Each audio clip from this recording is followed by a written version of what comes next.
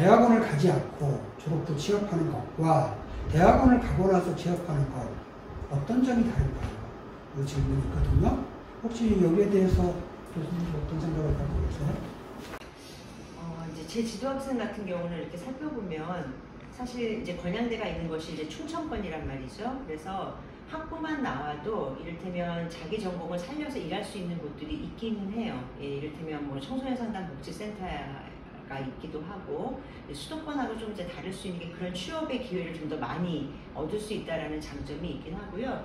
그때는 이제 대학원 가지 않고 바로 학부 졸업하고 가는 경우도 있기는 한데 학생들이 이제 졸업 후에 어떤 얘기를 하냐면 일단 처음엔 되게 안정감을 느껴요. 학부를 졸업했지만 내가 이제 취업이 됐다. 이런 그 안정감을 느끼고 또 열심히 이제 배우려고 하고. 근데 하다 보면 우리가 똑같은 일만 반복하지 않잖아요. 그래서 좀 더 전문적인 일을 하고 싶고 그 직장에서도 또 그런 역할을 하게 되는데 그때 필요한 게 뭐 그냥 아주 쉽게는 뭐 학위가 더 업그레이드가 돼야 될 필요도 있고 또 본인도 이렇게 상담을 하다 보면 조금 더 공부를 할 필요를 절실히 느끼는 거죠. 누가 가라 그래서 필요한 게 아니라. 그러다 보면 이제 다시 대학원에 대한 아쉬움을 또 얘기를 해서 그때 다시 대학원에 들어오기도 하더라고요. 그러니까 어떤 거를 먼저 할 거냐의 순서이지 결국은 대학원까지 가는 과정이 대부분은 필요하다는 얘기들을 하는 것 같아요. 근데 뭐 방법은 먼저 취업할 수도 있고 아니면 이제 대학원을 하고 그 다음에 취업할 수도 있고. 근데 조금 더 제가 이제 권유하는 방법은 기회가 된다면 공부할 때 좀 더 공부해 놓고 가는 것도 방법이지 않을까라는 생각을 좀 하게 되는데 그게 답은 아닌 것 같고요. 네. 직장을 통해서 필요성을 느낀 다음에 공부하면 더 잘 되기도 하고 그런 것 같습니다. 네. 자, 교수님은 어떠세요?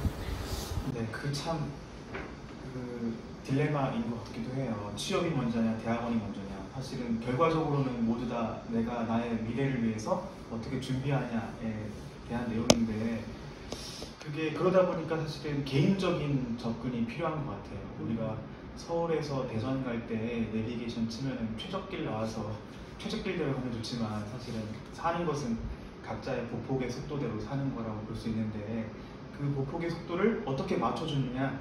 근데 그것을 혼자서 찾기에는 어렵거든요. 그래서 학과 교수님들과 패밀리 활동이나 이런 여러 가지 면담을 통해서 그걸 옆에서 같이 페이스메이커를 해주시는 분들이 옆에 있기 때문에 사실은 그런 것들이 좀 더 적극적으로 가능하지 않을까. 이제 그런 차원에서 졸업 후에 어떻게 잘 될 거냐, 어떤 일을 하고 싶냐에 대한 것이긴 한데 어떤 것이 먼저라고 할 수 없겠지만은 그 길을 찾는 과정 동안에 학과에 계신 모든 교수님들은 여러분들과 동행할 수 있는 준비가 되어 있다라고 보시면은 학교에 오셔서도 더 많은 것들을 나눌 수 있을 거라는 생각이 듭니다. 네.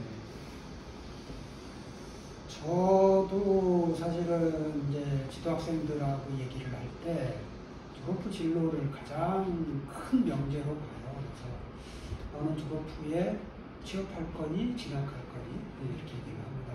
물어보면 보통 2학년 1학기 정도 되면 고민을 하고 2학년 2학기 정도는 결정을 해라 이렇게 얘기를 합니다. 그래서 취업을 한다 그러면 자격증 준비를 시키고 진학을 한다 그러면 영어 공부, 학점 관리 이렇게 치중을 해라 이렇게 얘기를 하고 있는데 그 중에서도 가장 중요한 것 중에 하나는 이제 경제적인 거죠. 그래서 나중에 이제 취업을 해서 돈을 벌어서 대학원을 간다 이렇게 이제 생각하는 학생들도 꽤 많은데 취업을 해서 진학한다는 건 쉽지 않죠, 사실.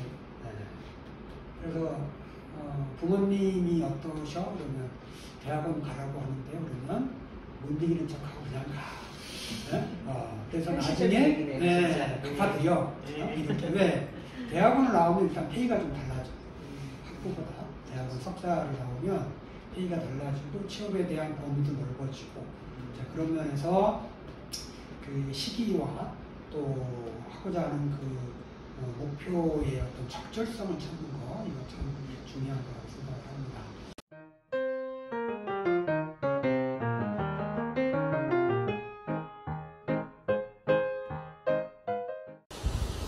자, 그러면 뭐 어느 정도의 이제 문제는 많이 이제 대답을 한 것 같고요. 바빠요. 시간도 우리가 많지 않아서 특히 이제 이번에 우리 학과를 목표로 해서 준비하는 학생들, 이 학생들한테 조언이 있다면 우리는 어떻게 얘기를 해야 될지 한마디씩 듣고 마무리를 하도록 하겠습니다. 제가 먼저.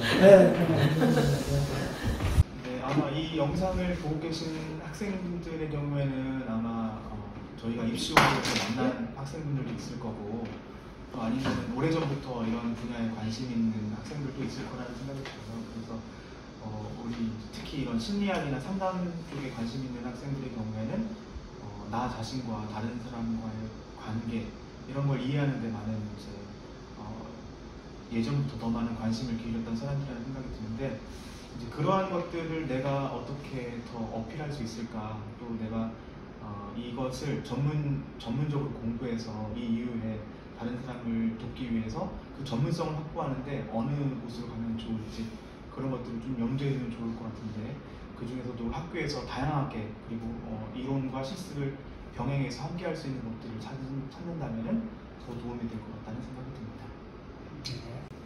자, 이번엔 교수님. 네, 그 고민 많이 되시죠? 고민되니까 여기까지 오고 또 우리도 만나게 되지 않나 싶어요. 근데 저는 실속 있게 선택했으면 좋겠어요.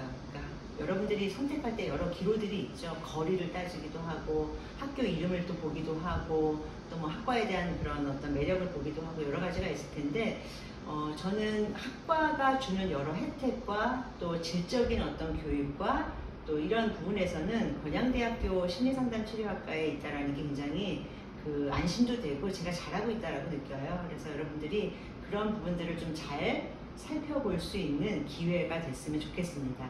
꼭 배워요. 저 같은 경우는 제가 이제 60이 넘었거든요. 꽤 많이 살았죠. 어머 노래, 어머 영하신데요. 그래서 그동안 이렇게 이제 친구들이 이제 퇴직도 하고 또 이런저런 어떤 사회적인 얘기도 듣고 이랬을 때 정말 우리가 갖고 있는 직업이 정말 좋은 직업이다. 그러니까 다른 사람을 행복하게 해주고 그걸로 생활을 할 수 있는 그런 직업. 엄청난 메리트가 있는 직업이죠. 또 한 가지는 뭐냐면 벽에 똥칠하기 전까지는 계속 활동할 수 있는 그런 직업. 요즘에 퇴직되는 직장이 굉장히 많죠. 그런 측면에서 우리가 앞으로 미래를 설계할 수 있는 그런 전공이 우리 전공이 아닐까. 자, 그러려면 이런 전공에 대해서 현실과 접목을 해서 어떻게 살아갈 수 있는지에 대한 구체적인 방안을 제시하고 있는 학과. 이것이 건양대학교 심리상담치료학과만의 장점이 아닐까.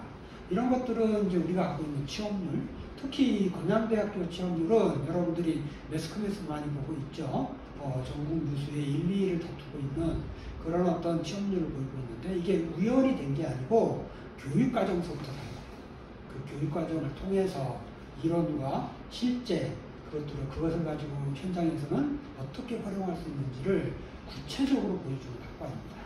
그것에는 경험은 학과에 들어와서 경험할 수 있도록 그러기 위해서 우리 만남을 가져야 되겠죠. 그때 또 만날 수 있도록 여러분 화이팅! 네. 네. 자, 그러면 이렇게 좋은 한마디씩 다 했고요. 자, 이렇게 해서 이번에 촬영은 이렇게 마무리하도록 하겠습니다. 네. 자, 다음을 기약하면서 우리 마음이가 할까요? 네. 자, 마치도록 하죠. 마음이 가